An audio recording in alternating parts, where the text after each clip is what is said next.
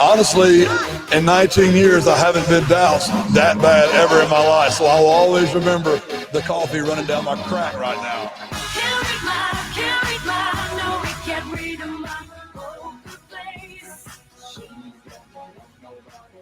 It is the Blitz here on 94.1 San Antonio Sports Star. He's Joe Reinagel. I'm Jason Minix. Now joining us on the Buyers Barricades guest line at UTSA head football coach Jeff Traylor. And, Coach, I don't know if I should congratulate you on the bowl win, the great line about crack, or the amazing poker face you and your team showed over the last 3.5 weeks.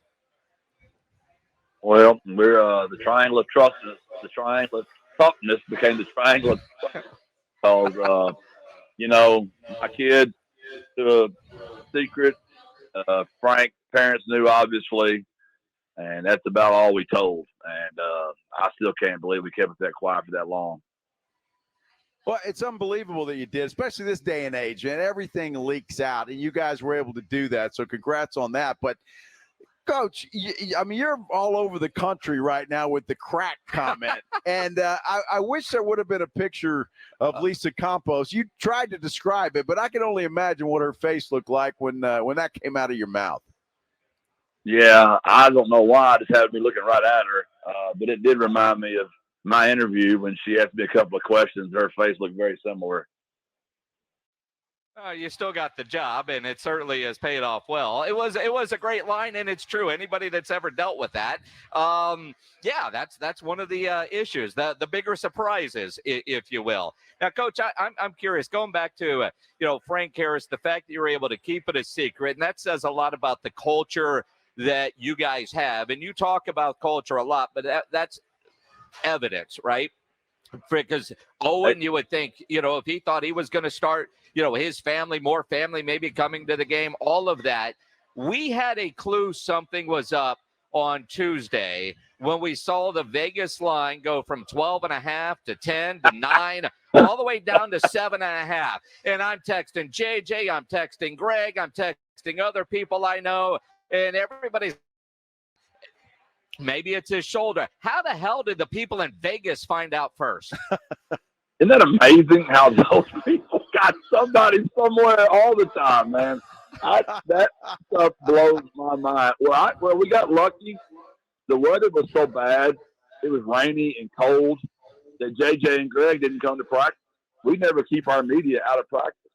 But we got lucky because it was miserable out there. So it's one time not having an indoor benefited the Roadrunners.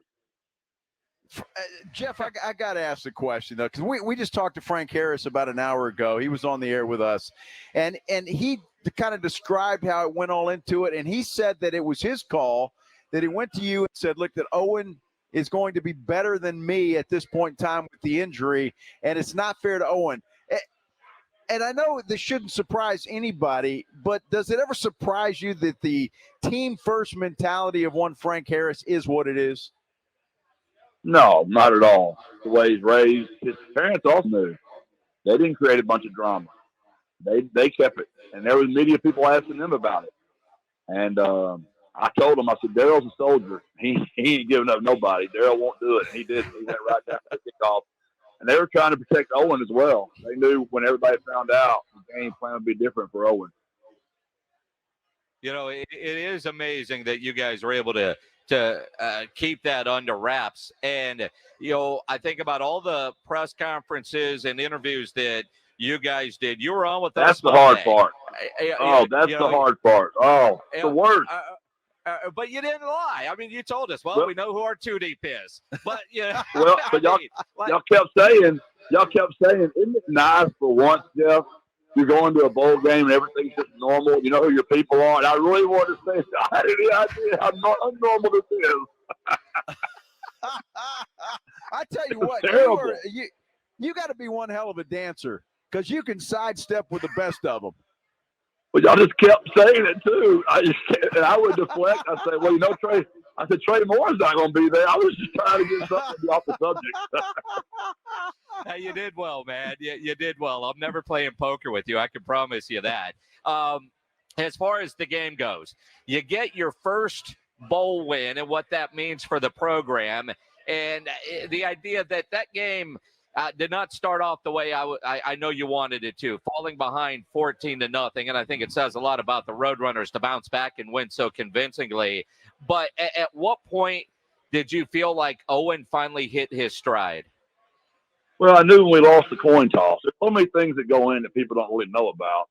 You got wind blowing, it's cold, and we lost the toss. And we got in a bad field position right off the start. And now you're throwing into a wind, and it's cold.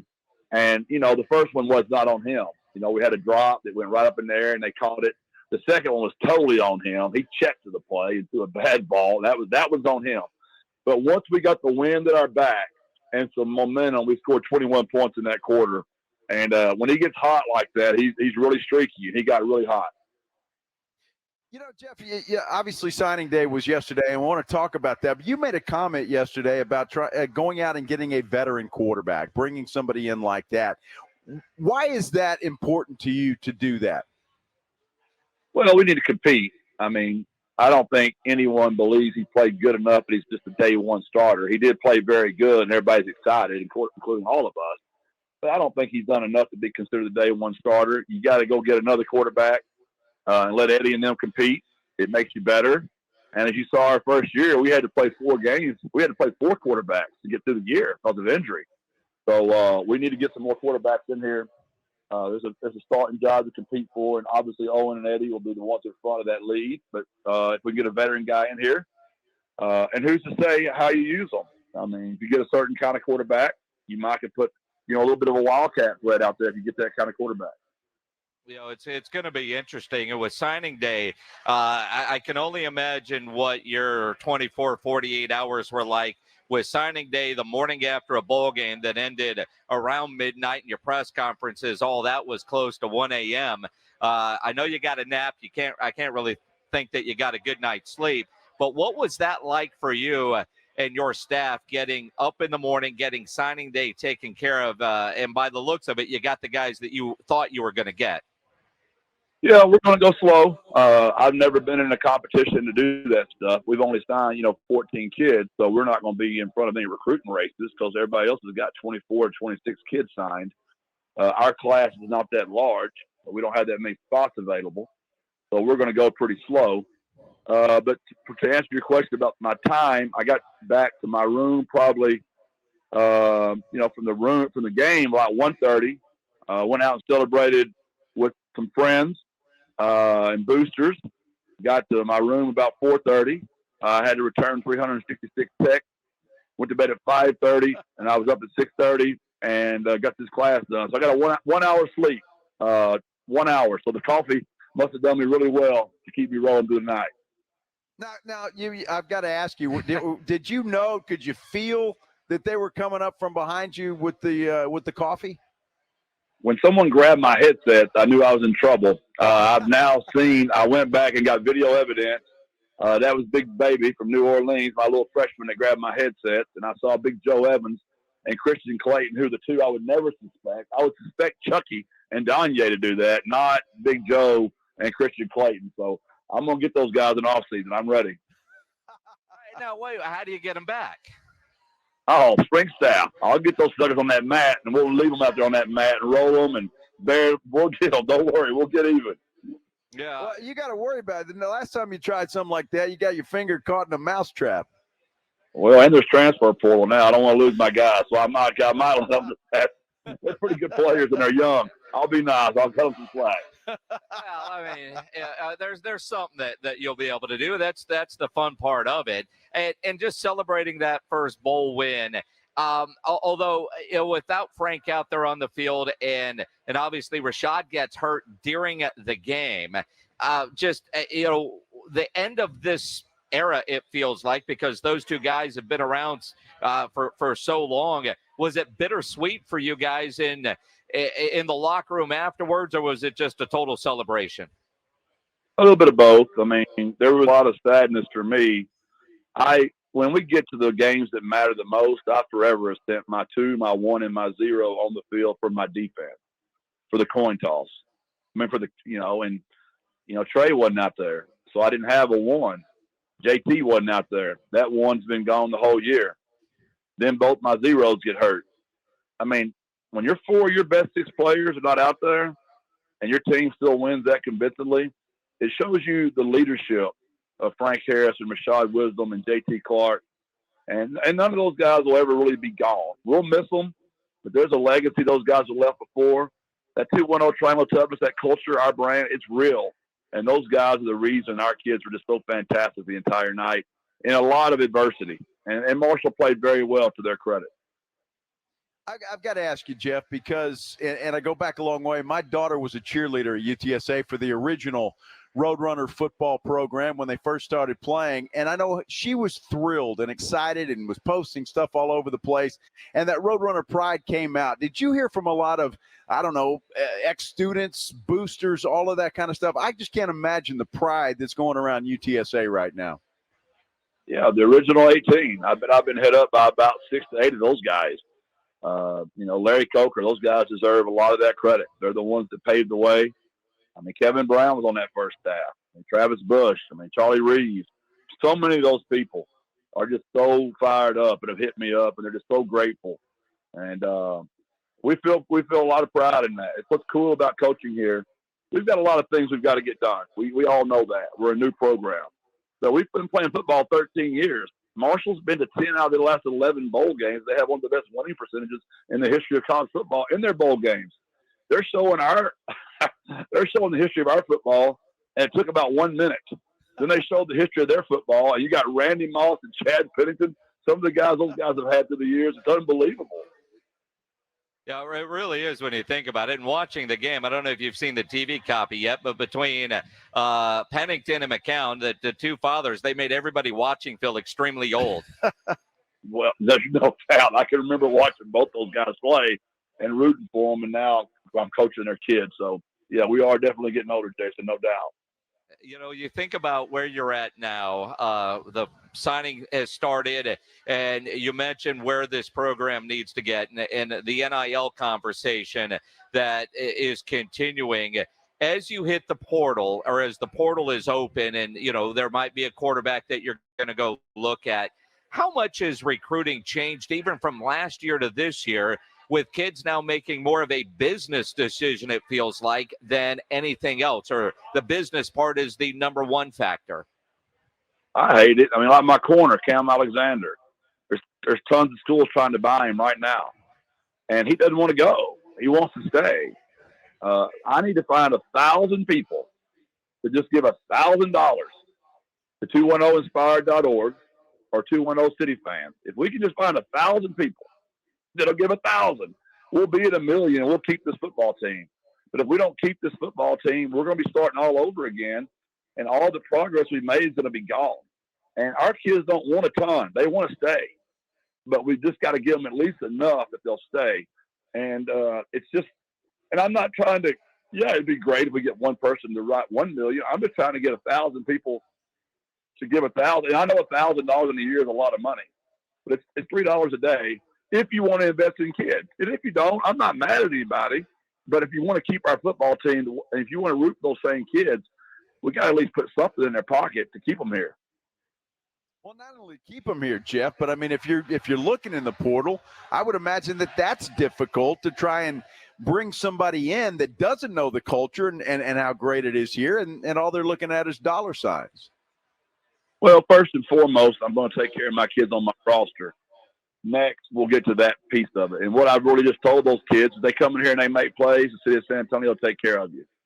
So our guys that come in here, they're recruited, they want to come play for us. They love the city of San Antonio. And the ones that come in with a number they're asking for that's up there and we can't hit, I just tell them we're just not in that business. We're going to try to take care of our own first. Coach, you think about that as a visit with Jeff Traylor, the UTSA head football coach here on the Blitz. My involvement with high school football play-by-play in the upcoming All-Star game and the All-American Bowl, and it kind of feels like, especially with the All-American Bowl, that level of player coming out, it is a lot more business. But from a coach's standpoint, is it, I don't know what the right phrasing here is as I try to ask this intelligently, which is sounding more difficult than it should be. But when you're spending NIL money, or those kids asking for money, are you more interested in somebody in the portal who's proven they can play at a high college D1 level, or a high school kid that you're still unsure about how he's going to perform at the next level? The answer is yes. I mean, you want both. It's an area of need. I'm going to try to reward my kids on my roster. So I'm going to really try to develop kids and get them on the field. Maybe we might have missed. Maybe we lost some kids in the transfer portal. So we got to go get some age on our roster. But if you look at the success we had the other night, Owen McCowan, freshman. You had the freshman Devin McEwen, freshman David Amador, freshman James Wally. I mean, we had a lot of young kids on that field making plays for us.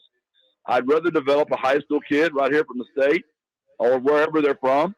But if I got to go get in the portal, it's probably to replace something we lost, in some type of transfer portal ourselves. Like when you lose a Trey Moore, do you want to go get an edge rusher out of the portal? Or are you counting on Jamoy to come on, which he has? Non-Otter have come back from a knee surgery, which I think he will.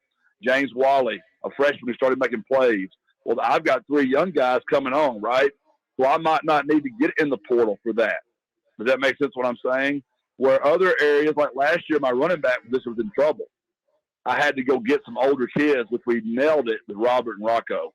So I think the answer is yes. I know you're thinking I'm not double talking, but you need both those things according to what your roster needs. Let me ask you something, Jeff, and I'm really curious about this because all we talk about is NIL and the kids that are looking for money. But do the parents still matter? And by that, do they still say, hey, look, I like this culture. I like this coach. I like what this program is doing. Forget about the money. We want you to play here. Does that still happen? It just depends on how big the gap is in the money. If the money's just like my guys that are all here that are really good players, they stay for probably 1/3 to 1/5 of the money. To their parents, it was worth it. Like to Josh Cephas' parents, it was worth it for him to stay here and play for me versus go chase maybe money, which was more, which it obviously would have been. And it just depends on the parent and where they are and the kid. We've only lost 2 kids. 2. Now after this national television game, we'll probably have 21 to 28 that have been tried to be bought by other schools. Man, college football is certainly changed because normally about this time you'd be planning, I don't know, a beach destination or maybe going skiing, get a little vacation to get away from it all. You might still be able to do that, but your phone's not going to leave your hand, I would imagine. What's the next couple of weeks like as you get ready to celebrate Christmas and hopefully get a little time off? Trying to make sure none of my really good players get in the portal and we take care of them. It's first and foremost to me. And then finishing this class off would be second.